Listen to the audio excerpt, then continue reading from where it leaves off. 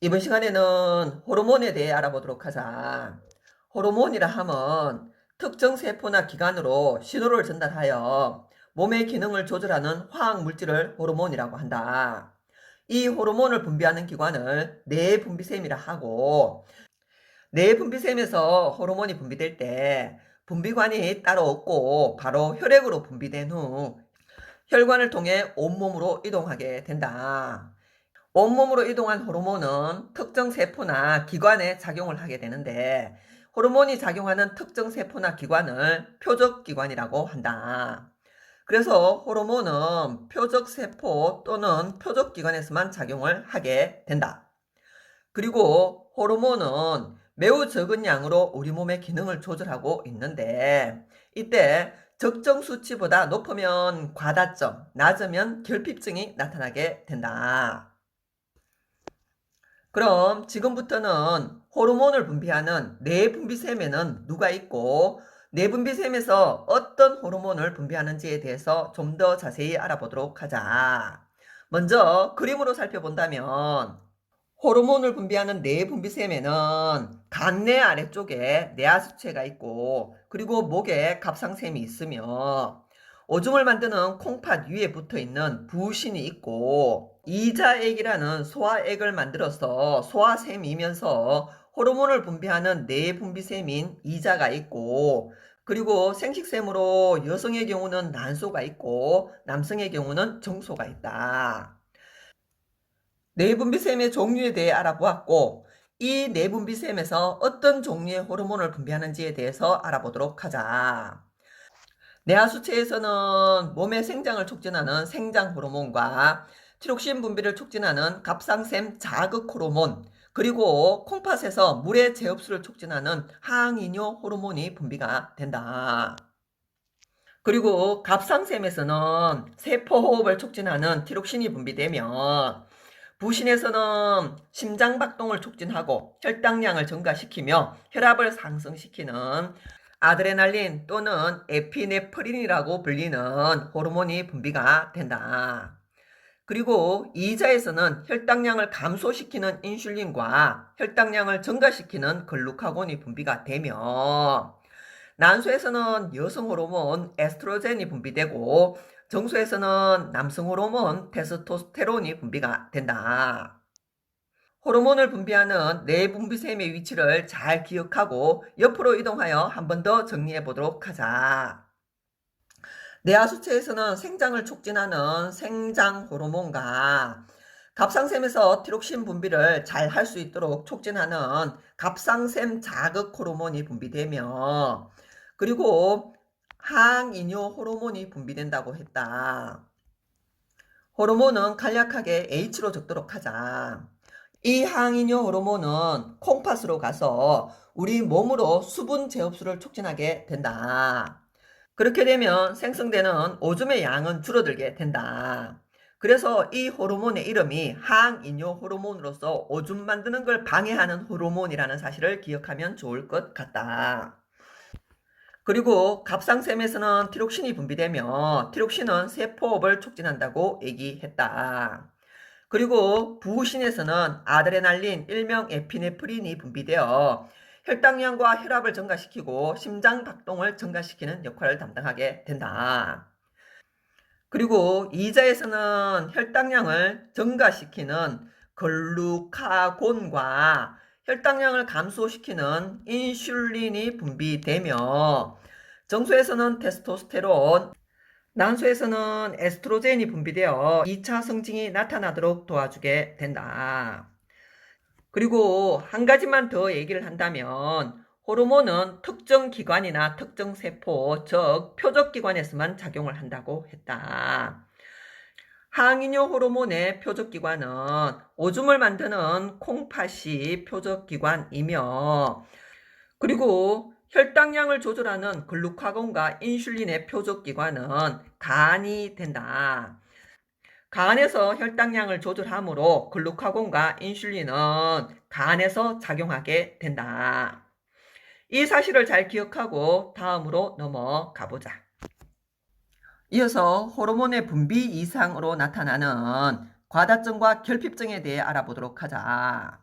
먼저 몸이 비정상적으로 커지는 거인증의 경우는 생장 호르몬 과다증이고, 성장기 이후 손과 발, 턱 등 몸의 말단부가 커지는 것을 말단비대증이라고 하는데, 이 말단비대증은 성장기 이후 생장 호르몬이 과다 분비될 경우에 나타날 수 있게 된다.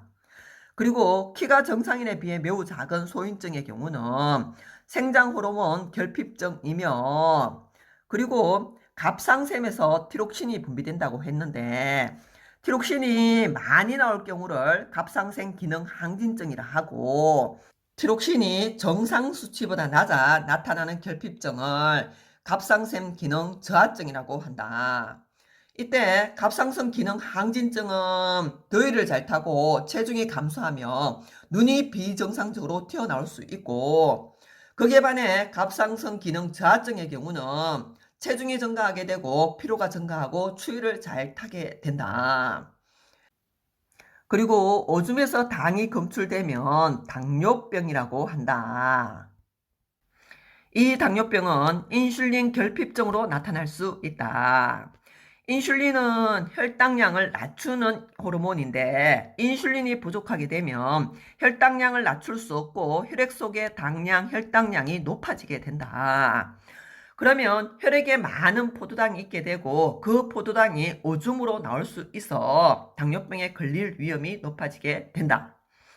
그리고 당뇨병에 걸리게 되면 피로가 증가하게 되고 몸무게가 감소하고 심한 갈증을 느껴 물을 자주 마시게 된다. 호르몬의 분비 이상으로 생길 수 있는 증상들을 잘 기억하고 다음으로 넘어가자. 이어서 항상성에 대해 알아보도록 하자. 항상성이라 함은 몸 안팎의 환경이 변해도 적절하게 반응하여 우리 몸의 상태를 항상 일정하게 유지하는 성질을 항상성이라고 한다고 얘기했었다. 이 항상성을 조절하는 중추는 간내임을 기억하고 간내의 명령을 받아 신경과 호르몬의 작용으로 우리 몸은 항상 일정한 상태를 유지할 수 있게 된다. 대표적으로 체온과 혈당량 그리고 체내 수분량이 일정하게 유지될 수 있는 이유가 간내의 명령을 받은 신경과 호르몬의 작용에 의해 일정한 상태를 유지할 수 있게 된다. 그러면 이때 신경과 호르몬을 비교해보면 전달 속도는 신경이 빠르고 지속성은 호르몬이 좀 더 오래 지속되며, 전달자는 신경의 경우는 뉴런에 의해 전달이 되었고 호르몬은 혈액을 타고 이동한다고 했었다. 그리고 작용 범위는 호르몬이 좀 더 넓다는 사실을 기억하고 다음으로 넘어가자.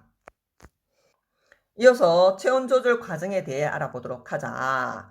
체온 조절의 중추는 간내라는 사실을 기억하고 그림으로 먼저 살펴본다면, 정상 체온을 유지하고 있었는데 주위 온도가 높아지게 되면 체온이 높아지게 되고, 이 자극을 간내로 전달하게 되면 간내에서는 자율신경에게 명령을 내려 피부 근처 혈관을 확장시키게 하고 땀 분비량을 증가시키게 한다.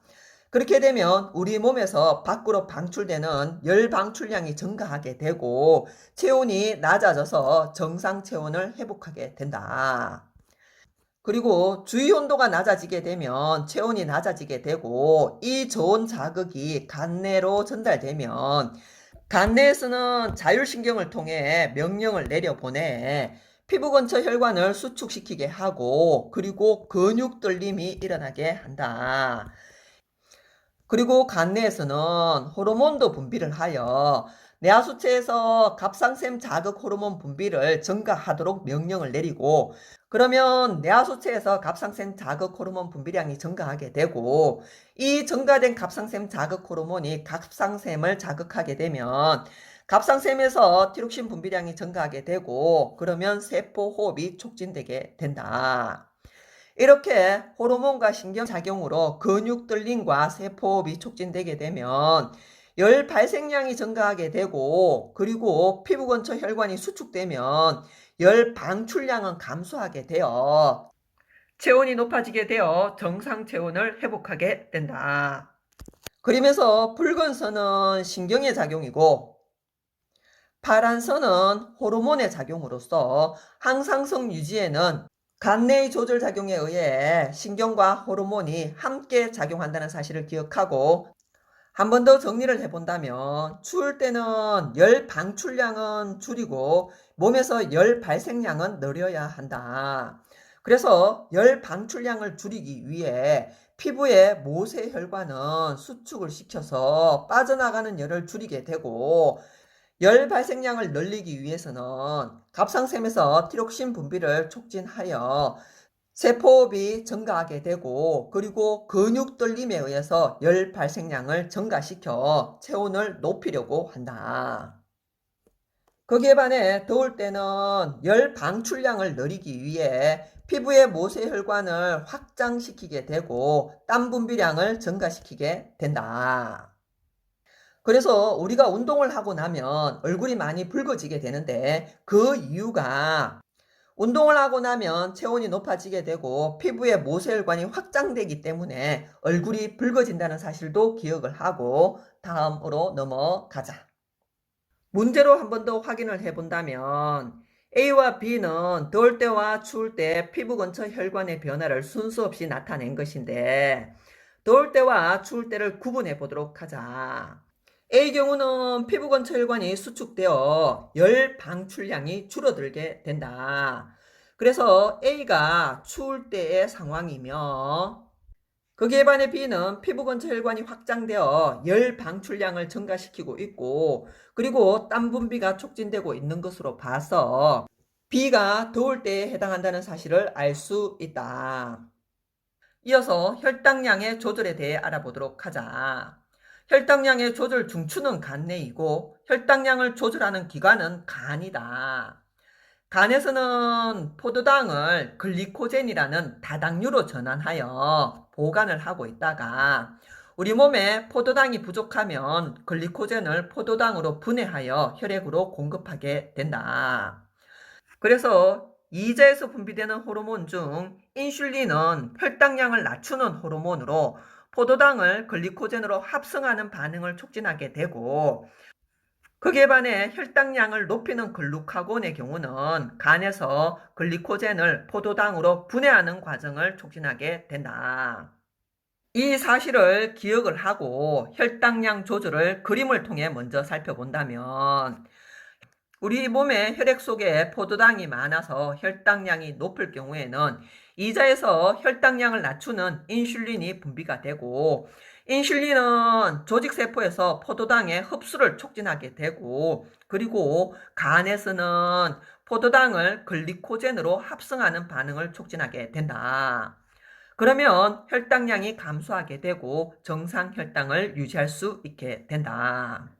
그리고 혈액 속에 포도당이 적어서 혈당량이 낮을 경우에는 이자에서는 글루카곤을 분비하게 되고 글루카곤은 간에서 글리코젠을 포도당으로 분해하여 포도당을 혈액으로 공급함으로써 혈당량이 증가하여 정상 혈당을 유지할 수 있도록 도와주게 된다.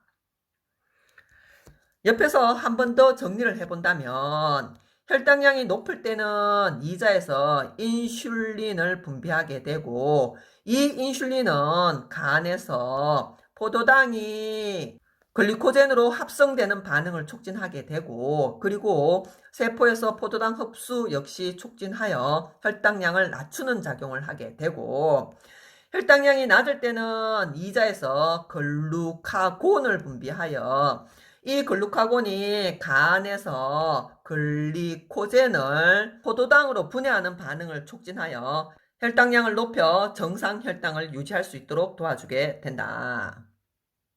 그리고 정상인이 식사를 하게 되면 혈당량은 높아지게 되고 그러면 이자에서 인슐린을 분비하게 되고 인슐린의 농도가 높아지게 된다. 그러면 인슐린이 혈당을 낮추게 되고 혈당량이 일정한 수준을 유지할 수 있게 된다. 여기에서 글리코젠은 포도당으로 합성된 다당류의 일종이고 글루카곤은 이자에서 분비되는 호르몬의 이름인데 둘의 이름이 비슷해서 헷갈리는 경우가 많은데 잘 구분해 주기 바라며 여기까지 해서 호르몬에 대한 강의를 마무리하기로 하자.